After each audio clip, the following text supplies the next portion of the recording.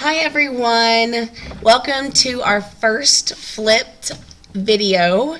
We're going to start today talking about Unit 1. Unit 1 is the foundations and the philosophies of the American political system. We're actually going to start today with Lesson 1. Lesson 1 of Unit 1. And the main idea of Lesson 1 is right there on your screen. What did the founders think of constitutional government? Now this lesson is actually divided into 3 different videos, and 3 different videos are going to cover the 3 different objectives. There's your objectives on the screen. I'm going to divide the videos into 5 minutes or less, and that's what we're going to cover in each video. So number 1, which is what this video is explain what the founders knew and thought about human rights. Number 2 is evaluate different forms and types of government. And number 3 is describe what a constitution is. Now, when we talk about the founders, guys, we're talking about guys that you probably know about, the guys who wrote the Declaration of Independence, which actually were not the same as the guys who wrote the Constitution. They're 2 different set of guys.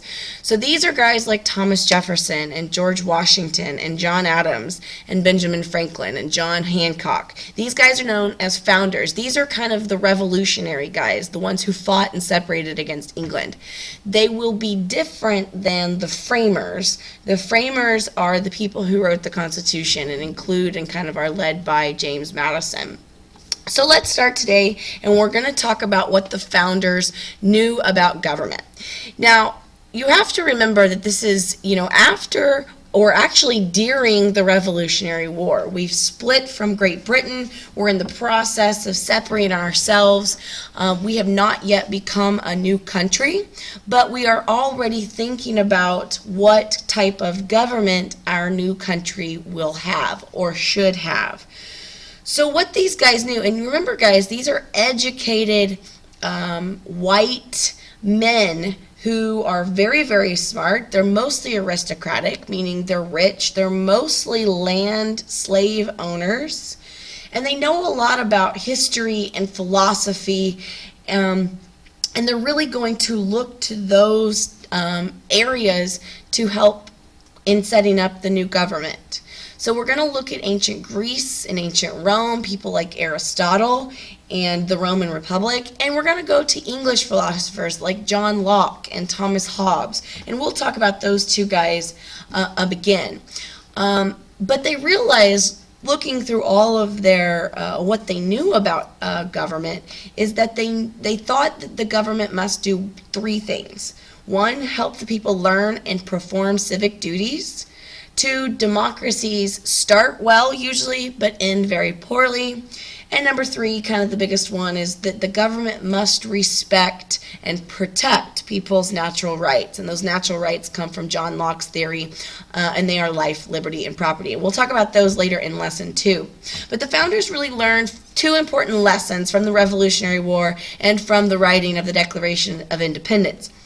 That the government must be the servant, not the master of the people, and that a constitution is needed to limit the government or to be the higher law. And we're going to talk about that in video 3 of lesson 1.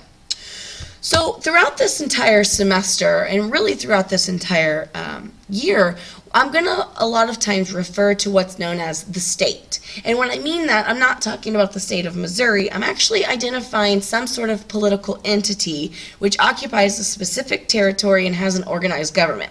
So in this regard, you could call a state a country. When we talk about the state, we are people of the state.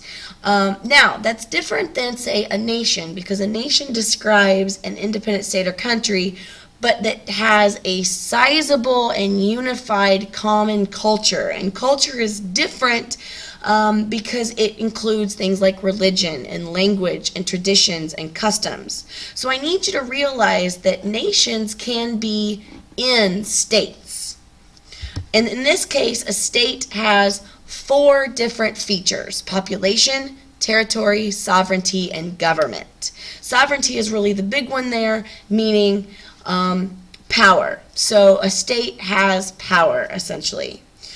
So that concludes part 1, video 1. You need to take the video quiz at the end of this, and I will see you in video 2.